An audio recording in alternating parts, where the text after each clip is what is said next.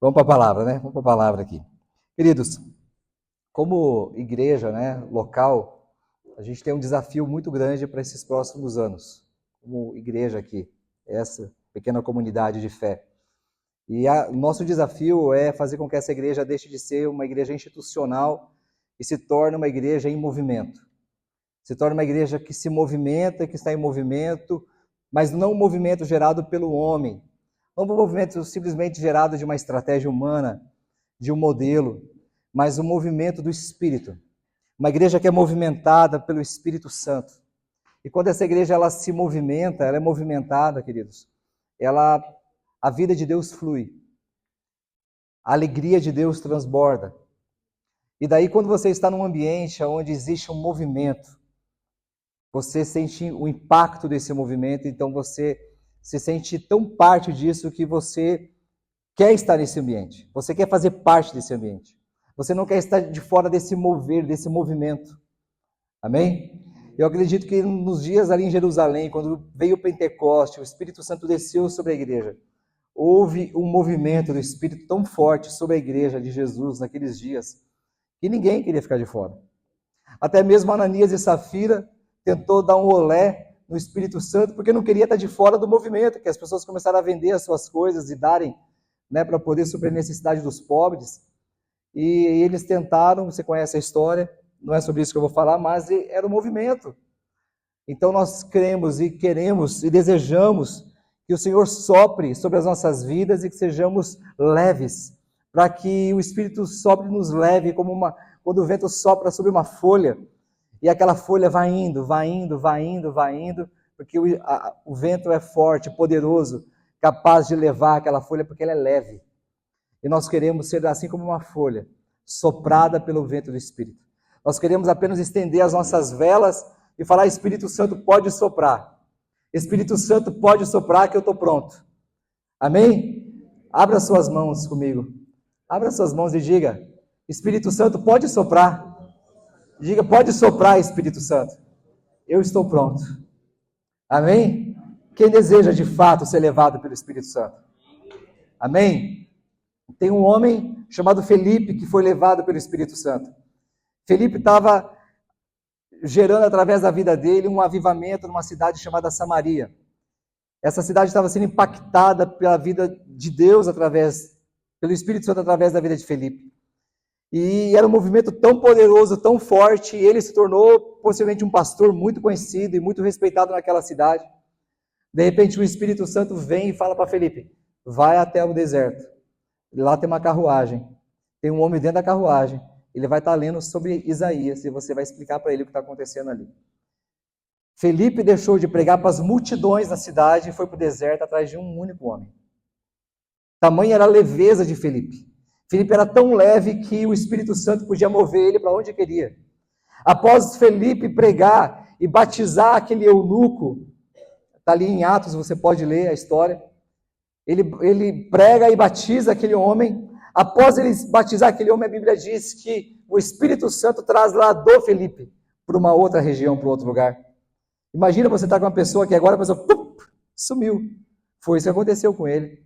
Ele foi trasladado, ele foi levado no tempo e no espaço de uma maneira absurdamente absurda. Não tem nem adjetivo. Para nós isso é um absurdo, mas pensa, era isso que Felipe está vivendo, porque ele era muito leve. Ele era leve. Amém? Então, continuo dizendo, o Espírito Santo pode soprar. Pode soprar, pode soprar. Irmãos, ser um movimento de pessoas comuns que estão sendo transformadas para promover transformação no mundo. É o que nós queremos ser. Amém? Daí cabe aquela palavra, aquela frase que o pastor Aquiles disse na semana passada, quem veio, ou ouviu pela internet a mensagem dele, ele disse que para ter vida no culto, é preciso ter culto na vida. Se não tiver culto na vida, não há vida no culto. Eu sei que é um jogo de palavras aí, mas se você meditar, você vai entender. Vou repetir: para ter vida no culto, é preciso ter culto na vida. A nossa vida é um culto. Se não tiver culto na vida, se a nossa vida de fato não for um culto, né? Não há vida no culto. Então que nós possamos de fato permitir que o Espírito sopre sobre nós. Eu quero que você abra comigo Evangelho segundo João, tá? Evangelho de João, capítulo 17, versículo 14. João 17, 14.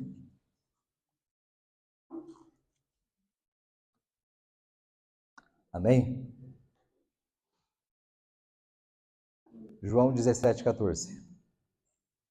Eu vou ler com vocês no telão. Diz assim, Jesus falando, dê-lhes a tua palavra, e o mundo os odiou, pois eles não são do mundo, como eu também não sou. Não é essa palavra. Acho que eu anotei errado, peraí. Não é essa palavra mesmo. Por favor, volta lá. Deixa eu pegar na minha Bíblia, aqui na minha versão, que acho que vai ser melhor. Fica tranquilo, que vai dar certo. A gente vai chegar lá.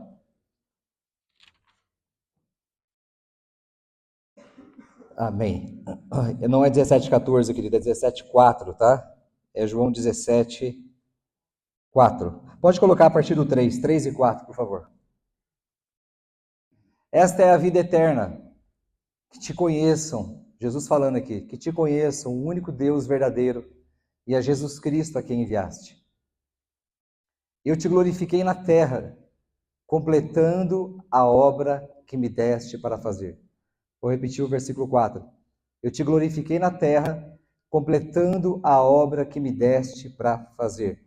Querido, Jesus estava orando aqui ao Pai, e ele diz aqui que ele completou a obra que o Pai deu para ele fazer. Mas como foi que ele completou a obra se ele não tinha ido nem para a cruz ainda? Que obra que Jesus completou se ainda ele não tinha passado pela cruz? Que obra era essa? Essa obra, talvez a gente possa até achar mais indícios dessa obra, mas tem pelo menos 3 coisas. Primeira coisa, a primeira obra que Jesus realizou foi inaugurar o reino de Deus na terra. Jesus inaugurou o reino de Deus. Ele disse, é chegado a vós o reino de Deus. Ou em algumas versões diz, o reino de Deus chegou. O reino de Deus chegou. Amém? Então Jesus, a primeira coisa que ele fez, a primeira obra que ele realizou foi a inauguração do reino de Deus. Amém? Foi a tomada de um reino. Jesus inaugurou, Jesus tomou esse reino. A Bíblia diz que ele tirou as chaves da morte e do inferno das mãos de Satanás. E ele tomou esse reino para si. A segunda obra que Jesus realizou foi, ele revelou o Pai. Até então ninguém conhecia o Pai. E Jesus, ele expressou quem era o Pai, a ponto de quem visse Jesus via o próprio Pai que o enviou. Ele era a imagem exata de quem Deus, o Pai, é. A imagem exata de quem Deus é. E a terceira obra que Jesus realizou foi fazer discípulos, pessoas que ficariam responsáveis em expandir o seu reino. Amém? Então Jesus realizou a obra, antes de ir para a cruz, em 3 níveis. Foi primeiro inaugurar o reino de Deus, amém? Foi conquistar esse reino, trazer esse reino de volta, porque havia sido perdido lá no Éden, através de Adão e Eva, eles perderam a autoridade desse reino, e Jesus vem e resgata esse reino de volta. Foi revelar o Pai, a segunda coisa, e a terceira coisa foi fazer discípulos, para que esses discípulos pudessem expandir o seu reino, o qual fazemos parte. 2000 anos depois, estamos nós aqui, discípulos de Jesus. Amém? Então a cruz, querido, a cruz foi apenas um ato, apenas não, né? Mas a cruz foi um ato de consumação e de reconciliação de todas as coisas, aonde Cristo uniu céus e terra. Jesus uniu num único plano os céus e a terra, porque o céu e a terra havia sido desligado, havia sido feita uma interrupção entre a comunicação divina e a comunicação terrena. E Jesus religa novamente num único plano todas as coisas celestiais e terrenas. Amém? Então não existe mais um dualismo entre o mundo espiritual e o mundo físico. Tudo agora é uma única coisa. Tudo agora é uma única coisa. Eu vou explicar para você hoje. E nós vamos ser libertos de uma visão dualística, onde nós acreditamos que quando cantamos, por exemplo, uma canção, que algo imaginário vai descer do céu. Amém? Nós cantamos uma canção e achando que de alguma forma nós vamos convencer Deus. E Deus vai se arrepiar e vai falar: nunca vi alguém cantar uma música como essa. Eu nunca vi alguém pregar como ele pregou. Meu Deus do céu. Amém? Então nós precisamos romper com uma visão dualística, aonde a gente faz uma separação entre céu e terra. E a gente passa a entender que Jesus, pela sua obra na cruz, reconciliou todas as coisas celestiais e terrenas. Tudo foi reconciliado. Tudo está em perfeita harmonia. Tudo foi colocado em plena harmonia. Céus e terra. Amém? Vamos seguir adiante aqui. Eu quero que você abra comigo Colossenses 1, 19 e 20. Capítulo 1, versículo 19 e 20.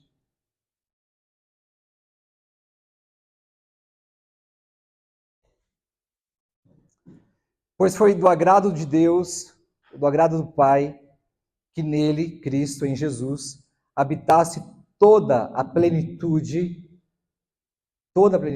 próximo versículo, e por meio dele, por meio de Jesus, reconciliasse consigo todas as coisas. Fala comigo, todas as coisas. Não é algumas, tá? São todas as coisas.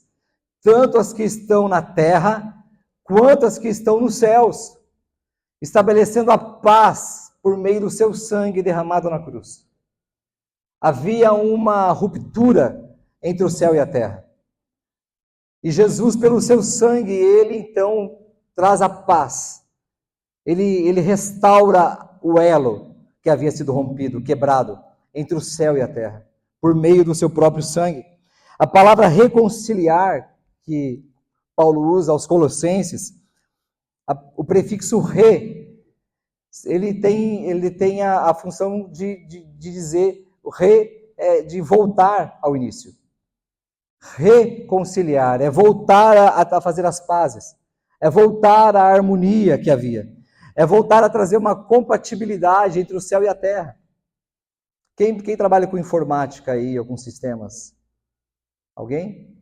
Então você sabe que se o teu computador tiver um problema de hardware, que ali na máquina, no equipamento, você tentar colocar algum equipamento que tiver ou de uma outra marca, ou de uma categoria específica, ele não vai se compatibilizar o que está ali. Não vai dar certo. Você precisa pôr exatamente aquilo que é daquele equipamento, para que ele funcione de maneira fluida. E foi isso que Jesus fez. Tudo agora, queridos, se tornou uma coisa só. Tudo agora é reino de Deus. Tudo. Não existe mais uma divisão. Tudo é reino de Deus. Quando Jesus veio estabelecer o reino de Deus, o sonho de Deus é que a terra fosse uma colônia do céu. Desde o início, Deus desejava que a terra fosse uma colônia do céu. Assim como, por exemplo, o Brasil se tornou uma colônia de Portugal. Qual é a língua que a gente fala aqui? O português, naturalmente. Quais são a comida, as músicas, o que a gente faz aqui? É tudo originário do país que nos colonizou. Assim era a vontade de Deus, que a terra fosse uma colônia do céu. E tudo que houvesse no céu fosse refletido na terra. Tudo que houvesse lá acontecesse aqui de maneira similar, simultânea. Por quê? Porque essa era a vontade do Pai. Mas nós sabemos que o pecado rompeu com isso. Porém, a obra de Jesus de reconciliação foi fazer as pazes, foi trazer a conciliação, a harmonia entre os dois mundos, vamos dizer assim. Agora tudo é reino de Deus. É isso que eu e você precisamos colocar na nossa cabeça. Não existe mais uma divisão, uma dicotomia. Céu e terra agora estão unidas num único plano, vamos dizer assim. Estão unidas agora num único lugar. Agora, quando nós vivemos, e Paulo diz que agora nós vivemos para a glória de Deus. Tudo que fazemos, quer comais ou bebais, ou façais qualquer outra coisa, fazei tudo para a glória de Deus. A partir de agora, nós nos tornamos co-cidadãos do reino. A partir de agora, nós somos herdeiros de um reino. A partir de agora, nós estamos herdando este reino em vida. Amém? Porque o herdeiro morreu, mas ele ressuscitou ao terceiro dia. E Ele nos deu as chaves do reino, para que nós pudéssemos reinar em vida, juntamente com Cristo. Você está me entendendo? Sim ou não? Amém. Então, irmãos, abra comigo Lucas 17, 20 e 21, por favor.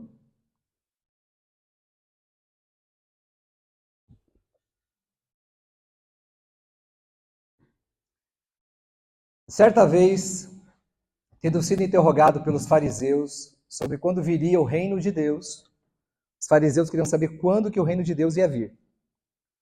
Jesus respondeu: o reino de Deus não vem de modo visível. Tampouco se dirá, aqui está ele, ou lá está, porque o reino de Deus está entre vós, entre vocês. Aonde está o reino de Deus, irmãos? Entre nós. Aonde está o reino de Deus, irmãos? Entre nós. Tem versões que falam que o reino de Deus está em nós. Mas eu também gosto dessa versão que diz que ele está entre nós. Ou seja, o reino de Deus já está entre nós. Ele não vai vir um dia. Ok, vai ter um dia que nós vamos reinar, vai ter o reino milenar do Cristo. Esse reino vai vir de fato. De fato, nós vamos ver aquilo que é hoje ainda não é real, vamos dizer assim, que ainda hoje não é que não é real. Nós vamos ver o reino de Deus de modo visível. E isso é tremendo. O reino de Deus está entre vocês. E essa dificuldade que nós temos hoje em dia, ao tentar compreender essa mensagem do reino, não é diferente da dificuldade enfrentada pelos discípulos de Jesus. Eles tinham a mesma dificuldade, há 2000 anos atrás. A mesma. Quando Jesus estava indo para a sua última viagem para Jerusalém, ele foi passando por algumas regiões, ele passou por Jericó, antes de entrar em Jerusalém, quando ele tem um encontro ali com Zaqueu, quando ele fala, Zaqueu, desce da árvore. Logo após isso, logo após Jesus passar por Jericó, e Jesus estava indo para Jerusalém, olha só o que o escritor, o que Lucas, ao escrever, relata sobre a ida deles. Era a última viagem de Jesus. Jesus lá ia celebrar a última ceia. E olha só qual que era a expectativa dos discípulos acerca de Jesus e da ida dele para Jerusalém. Olha lá comigo, Lucas 19, 11, por favor.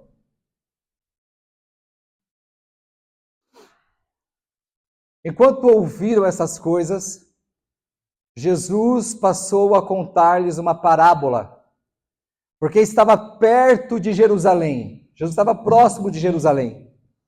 E o povo pensava que o reino de Deus ia se manifestar de imediato. A cabeça deles qual que era? Eles achavam que o reino de Deus ia se manifestar ali quando Jesus chegasse em Jerusalém. Ele ia então revelar de fato que ele era o Messias. Então ele iria estabelecer o reino político dele. E ele iria libertar o povo judeu das mãos do Império Romano. E ele iria então trazer imediatamente, era o que os discípulos achavam, que isso iria acontecer imediatamente naqueles dias. Queria chegar esse reino milenar. Então, considerando essa palavra imediatamente, descrita por Lucas, eles pensavam que nada precisavam fazer além de esperar que o reino de Deus se manifestasse nos próximos dias. E esse mesmo engano ocorre conosco, irmãos. Muitos de nós estamos esperando que o reino de Deus se manifeste a qualquer momento com a volta de Jesus. Nós ainda estamos esperando, muitos de nós, estou falando muitos de nós, não todos, estão esperando, aguardando que a qualquer momento Jesus volte, porque esse mundo não tem mais jeito. Acabou, Zé Fini. Não tem mais jeito. Só Jesus voltar. Enquanto ele não volta, eu vou administrando a minha vida. Eu vou cuidando para mim não pecar, eu vou cuidando para mim não errar, eu vou cuidando para me manter, né? Vou para a igreja, faço a minha obra de caridade, dou minhas ofertas. Eu sou um bom crente, um bom cristão. Eu vou administrando as coisas. Porque a qualquer momento ele chega. E de fato, a qualquer momento ele pode chegar. Ele pode vir a qualquer momento. Mas como disse Billy Graham, ele diz o seguinte: trabalhai como se Jesus fosse voltar daqui a 100 anos. como se Jesus fosse voltar daqui a 100 anos, mas viva como se ele fosse voltar hoje. E isso tem que ser para nós um direcionamento, como igreja do Senhor. Trabalhar como se Jesus fosse voltar daqui a 100 anos. Porque senão a gente vai simplesmente administrar a nossa vida, simplesmente administrar a nossa fé. Uma pequena fé, uma pequena vidinha, uma vidinha simples. Eu vou administrando as coisas, tocando a vida. E eu não faço nada de relevante. Eu não vou transformar nada, porque tudo já está condenado. Eu não quero me envolver com obras, eu não quero trabalhar, não quero fazer nada porque vai dar muito trabalho. Porque, de fato, já está tudo condenado e Jesus já está voltando. Por que eu vou me envolver? Por que eu vou trabalhar? E vou abrir um parênteses aqui. Eu quero falar especificamente aqui para você que tem mais de 60 anos. Você que tem mais de 60 anos. Eu quero ver você entregando até a última gota da sua vida por amor a Jesus. Você ainda tem muita lenha para queimar. Você ainda tem muito gás para dar. A sua vida não acabou, pelo amor de Deus. A sua vida não se resume a ficar na frente de uma timeline, passando o dedo na frente ali do Facebook, do WhatsApp, do Instagram. Como diz aquela canção, eu quero ver a sua fé em obras. Me mostre, por favor, aonde estão os frutos e eu os comerei. E eu estou falando para você que tem mais de 60 anos, querido, porque você tem muita coisa de Deus na sua vida. E você pode dar muito. Você pode fazer muito. Você pode levar muitas pessoas a Cristo ainda. Você pode ainda socorrer muitos moribundos, socorrer muitos que estão caídos à beira do caminho. Você tem muito que dar. Então, por favor, não permita que ninguém chame você de velho. Não permita que ninguém trate você como velho, a não ser que você mesmo esteja se tratando como velho. Não acabou. Enquanto você não partir com Jesus, enquanto Jesus não voltar para você, querido, dê o máximo que você puder. Eu estou trazendo uma palavra de encorajamento para você que tem mais de 60 anos. Olha, se tem uma melhor estação da vida, diz que é a melhor idade, é agora. Porque agora você não tem mais filho para cuidar, tem os netos para curtir, então é agora que é hora de você arregaçar as mangas e dar o melhor de si. Porque eu tenho que ir ralar, eu tenho filho para estudar, eu tenho boleto para pagar, eu ainda tenho muito para fazer, mas você está aposentado, por um exemplo, dê o seu melhor pelo reino de Deus. Dê o seu melhor. Vamos servir marmita à noite, vamos achar uma forma de a gente cuidar das pessoas, amar as pessoas, levar Jesus às pessoas. Não acabou para você, por favor. Amém? Vou fechar o parênteses aqui. Por favor, não fique bravo comigo. Eu quero levantar você, incentivar você. Amém? Glória a Deus. Se você já está fazendo, continue, não pare. Continue. Irmãos,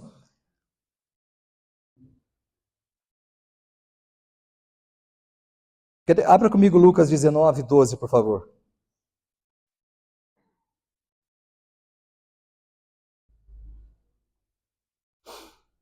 Olha que interessante. Lucas 19, 12. Ele disse, um homem de nobre nascimento. Essa aqui Jesus estava continuando aquela parábola que a gente estava lendo há pouco, quando os discípulos estavam esperando que o reino de Deus se manifestaria imediatamente. E Jesus então começa a contar essa parábola. E ele disse, é a parábola dos 10 talentos, ok? Então Jesus disse, um homem de nobre nascimento foi para uma terra distante para ser coroado rei e depois voltar. Quem que é esse homem de nobre nascimento? Que veio para uma terra distante para ser coroado como rei e depois voltar. Hã?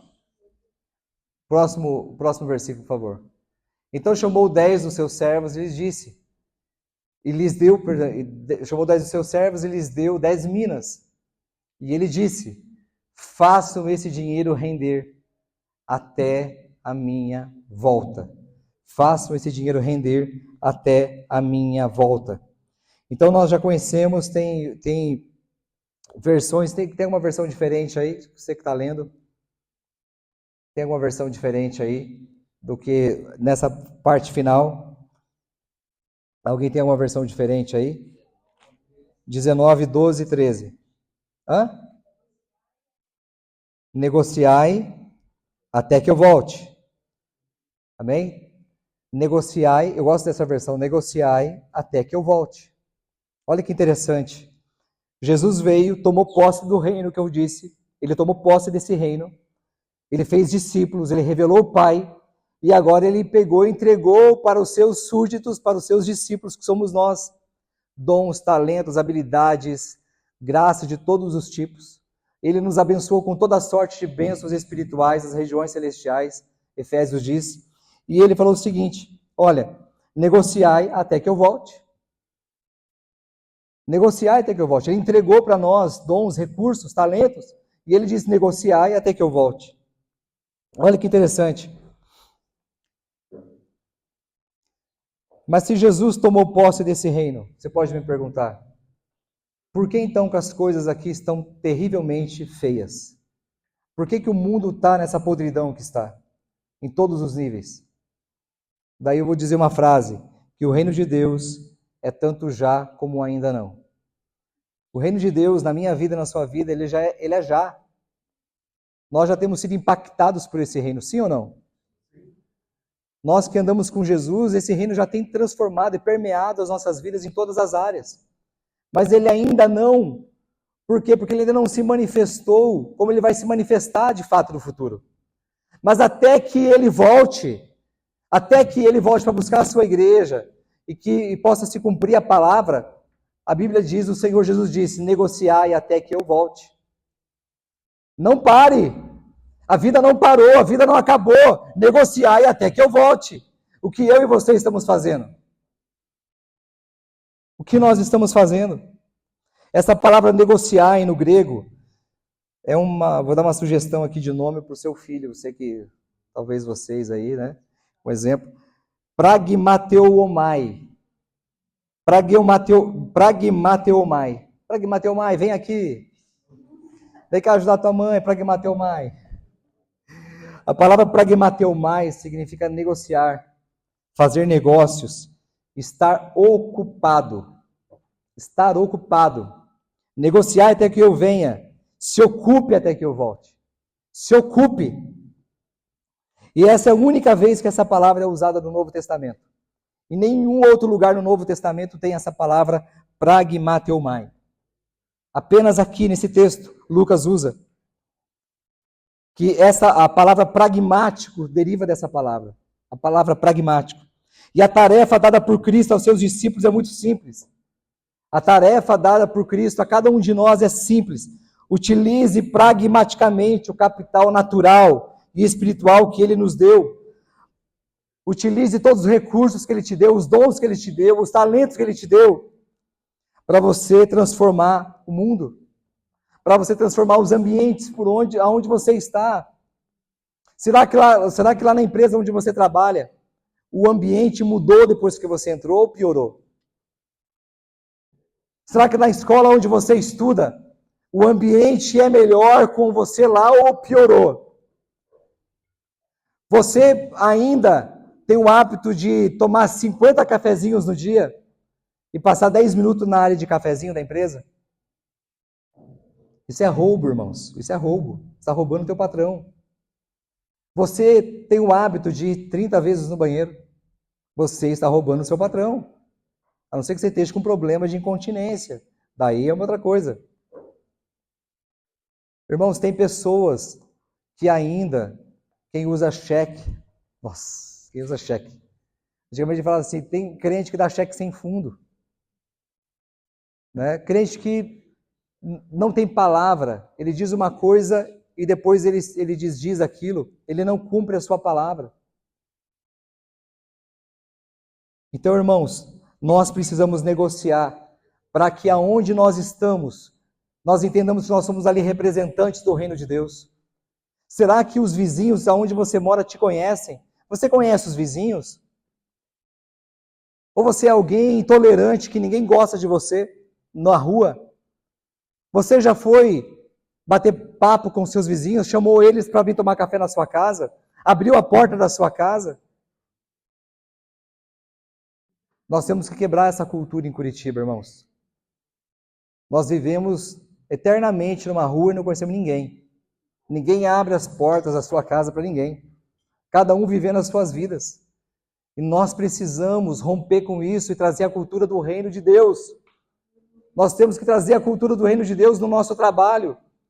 O Claudinei aqui, um profissional da área jurídica, um advogado, um bom advogado. Nós não queremos que o Claudinei, ele passe a sua vida trabalhando aqui na igreja. Nós queremos que aonde ele está, ele possa permear, através do reino de Deus, cada área onde ele está atuando. As famílias que ele está cuidando, assistindo, estabelecendo a justiça sobre essa pessoa. Nós não queremos que os profissionais, você que está se convertendo, nós não queremos que essa pessoa venha e entregue tudo aqui dentro. Pelo contrário, a gente quer que você entregue tudo lá fora. A gente quer que você manifeste o reino de Deus lá fora. Não adianta a gente ter uma grande estrutura, ter uma igreja cheia de gente vazia, de gente que está trabalhando, cuidando das coisas aqui, mas lá fora o culto não acontece. O reino não se manifesta. Será que no seu trabalho você está conseguindo manifestar o reino de Deus? Será que você está conseguindo, aonde você mora, de fato levar? As pessoas te conhecem? Amém, irmãos? Venha o teu reino. Jesus orou, nos ensinou a oração do Pai Nosso. Venha o teu reino. Venha o teu reino, Senhor. Venha o teu reino, Senhor. Nós precisamos ter a nossa mente transformada, irmãos. Paulo disse que nós precisamos ter a nossa mente transformada para que a gente possa experimentar a boa, perfeita e agradável vontade de Deus. Transformai-vos, pois, a vossa mente. Transformai-vos, pois, pela renovação da vossa mente. A versão King James, em inglês, ela traduz essa palavra pragmateomai como ocupar.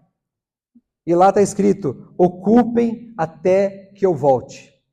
Ocupem até que eu volte. O inimigo tomou a terra, mas o reino desse inimigo é temporário. Ele já sabe que ele foi derrotado, vencido na cruz. Mas ele ocupou. E o rei veio, o rei já derrotou esse inimigo, entregou esse reino para nós, para que a gente possa, onde estivermos, expandir esse reino. E quando Jesus voltar e levar a sua igreja, depois voltar para o seu reino milenar, queridos, daí o trabalho já vai ter sido iniciado pela igreja. O fato é o seguinte, nós precisamos tomar os espaços, ocupar os territórios. Nós precisamos pragmateomai. Nós precisamos ocupar todos os espaços até que ele volte. A cultura, a arte. Nós precisamos tomar os espaços, querido. Na política, nós precisamos tomar os espaços, não para fazer o que muito crente, político sem vergonha tem feito e diz que é crente. Não é isso, não. Mas tem muito político sério, crente sério. Nós vamos tomar os espaços aonde a igreja foi abrindo mão. Você sabia que as maiores universidades, as grandes e importantes universidades do mundo foram fundadas pela igreja? Oxford, Harvard e tantas outras, foi a igreja quem fundou essas universidades. A igreja é precursora na educação. E a igreja entregou, estatizou, entregou, abriu mão da educação. Mas graças a Deus que hoje temos muitas escolas boas que estão resgatando os princípios e valores do reino de Deus e trazendo para a educação novamente. Nós temos que trazer o reino de Deus para a área médica, da área da medicina, que está corrompida também. Todas as áreas estão corrompidas, há corrupção.